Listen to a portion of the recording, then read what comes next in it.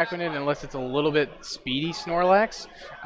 But never know. It could be, but probably not. The Araquanid on Brady's side of the field, probably even in a range where it can net a knockout on the Tapu Fini, even though it resists that in the rain. Well, Snorlax doesn't want to take a liquidation in the rain or get its berry knocked off, so Manectric comes out for another Intimidate, doing what it's good at, dropping attack stats, getting chip damage. Also want to apologize for that brief interlude with the internet going down. It seems the spiders have even gotten into the into the electricals. So the Araquanid goes for a wide guard while the Fini protects, and that's not going to matter there, but certainly a safe turn knockoff going into the Manectric, but because it's holding a Megastone and was intimidated, that's not doing any damage, and the rain is finally gone, and I really don't think that Joseph has another reason to set it back up again and make this Araquanid stronger.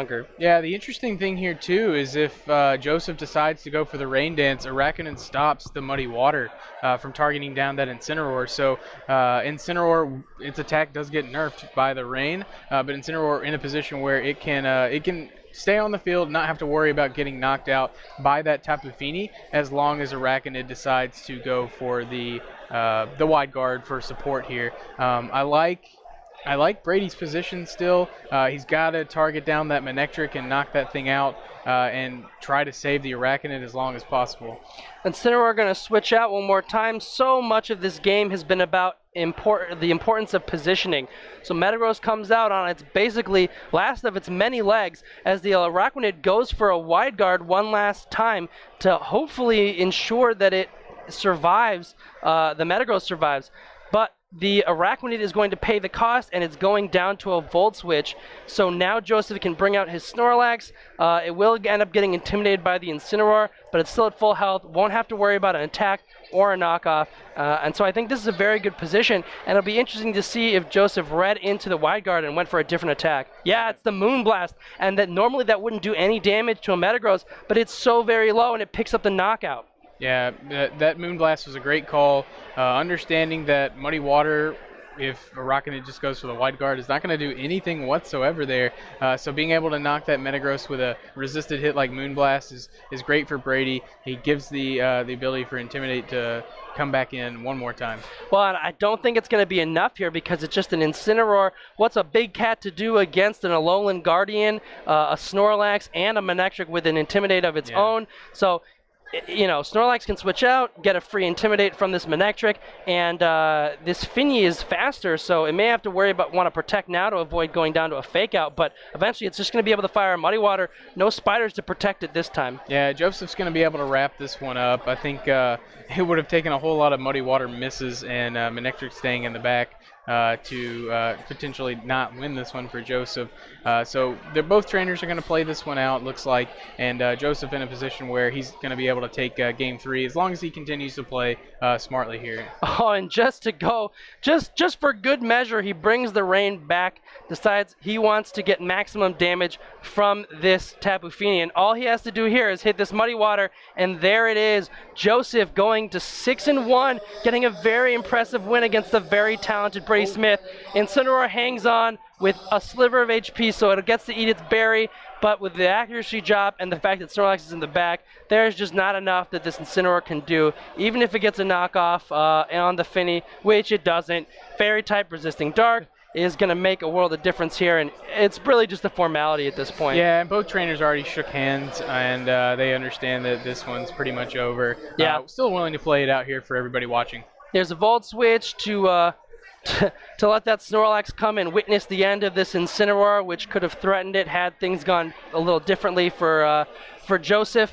Didn't really have to do a whole lot other than provide a safe switch and maybe the threat of a belly drum or some kind of setup. This Muddy Water here though, single target in the rain, big damage, Incineroar goes down, and now it is officially Joseph's win. Very good showing though from Brady. He played a great game too, but Joseph really figuring out where he needed to adjust after taking game one, and on a very well deserved win. Yeah, I think the Snorlax was a really good call. Yeah. Seeing how much that Araquanid did with a water bubble made it so that that was a pseudo answer to the Celesteela, Yep. especially under Trick Room and being able to avoid a acrobatics from the Celesteela too. Yeah. Great game from both competitors. Yep. I was really interested to see how Joseph played the Celesteela, but I think what it came down to, being able to consistently pivot between Mega Manectric intimidating and Cineroar intimidating,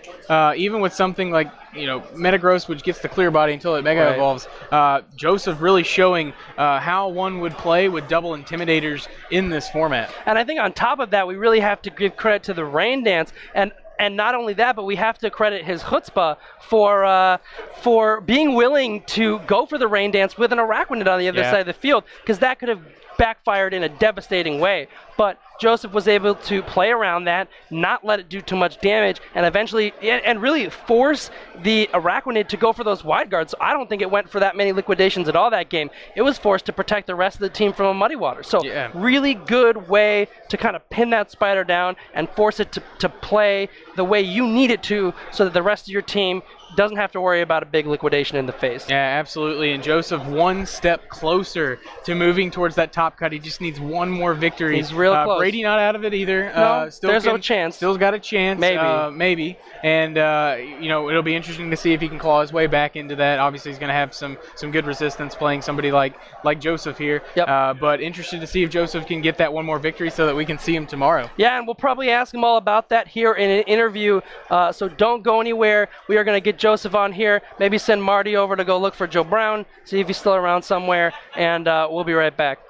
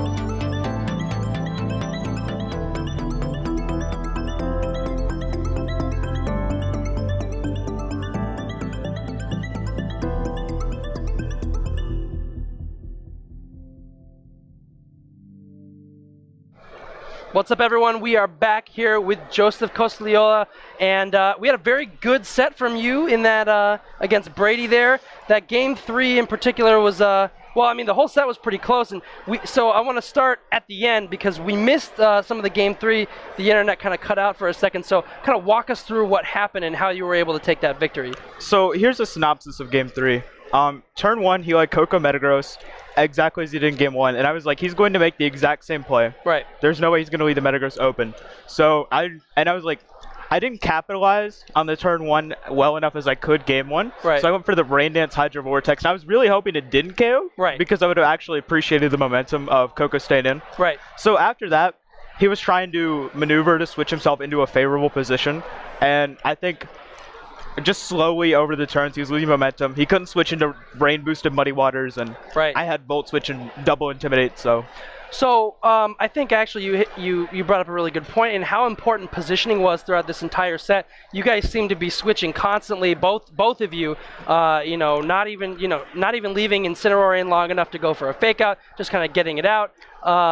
So what were you considering when you were making those switches, and especially in terms of having to maybe anticipate some of his switches? So when I was building this team, I did a lot of matchup theory, and this was one of the matchups that I theoried because I figured I would play this team. Right. And so I knew that my team, if I brought Manectric, Tapu Fini, Incineroar, and one other Pokemon, which obviously all the other remaining 3 right. Pokemon are quite bulky. Right. So I knew that I'd have the bulkier team, and it'd be harder for him to break through. So I felt like as long as I was the one that was making the better switches, I would have the matchup advantage. Right, for sure. Give gum. Oh. We're getting a word that the gum needs to go. Totally understandable. So my next question is, you had that Rain Dance on the Manectric, which is not a completely new thing for this meta, but we thought it was pretty courageous to be willing to go for the Rain Dance in front of an Araquanid, which is already so strong. And we were talking about how you were able to force Brady into that wide guard. And is that kind of what you were expecting and why you weren't afraid to set up the Rain? Or was it just that important that the Fini got that damage boost? Fini is the win condition in the matchup. And I think since I had double Intimidate, I could cycle my Intimidates I could cycle them so easy. Right. Like, as soon as Araquanid came in, I believe the second turn it was in, I hit it with the Volt Switch and Mega Evolved on it. So, and then I switched into Incineroar. So it was already at -2. Right. So it was doing less damage in the rain than it would just normally. So I never really was scared just because of the double Intimidate. Well, that's good. I mean, and that's nice because you never want to have a tech like that Rain Dance and not be able to use it because you're worried about your opponent's Pokemon that just happen to capitalize on it. Okay, and so now you're 5-1. 6-1. You're 6-1. Sorry, I can't do math. It's fine. been well documented. It's fine. And so you are right on the cusp of top cut. You just have one more game. It's been a long day though. How are you feeling? You think you got one more in you? The only loss I had today was to a really rough matchup. My team cannot touch Gastrodon, and I played Gastrodon, Incineroar, Metagross. That was tough. Right. I put in a lot of work for this tournament. I did lots of best of 3s. I did lots of matchup theory. I think theory is very important going in the best of 3 tournaments. Sure. So. Okay, so it seems like you got a good shot. Before you go, I want to ask you, because I think this isn't something we've talked about with a lot of the players. What do you usually do when you theory for a matchup? I just try and theory the 6, and I don't know, it's very weird. I'll be laying in my bed at night, and I'll think of just randomly situations will appear in my head, and it's like, okay, I have Manectric and Fini out against someone's Landorus and Porygon 2. What would I do here? And I just I'll stay up at night thinking about those situations. Yeah. I was just gonna ask. I was like, does that put you to sleep or does that keep you up? Don't know which is worse. Yeah, but it worked out either way because you are sitting here very close to top cutting another regional. Very impressive game for you. So congratulations once again. Thank you. And hopefully we'll see you back in top cut. Could I actually give out some shout outs? Oh yeah, man. Shout it out all you want. So I have quite a few. Okay. 'Cause quite a few people helped me for this tournament. I'd like to thank Tommy Yee, especially. Carson Confer and Ragav Malavia are total pros. Shout out to Gaspacho chat. Shout outs to Team Rank Up, North Carolina gang, and also Sachit Patel. He helped me out.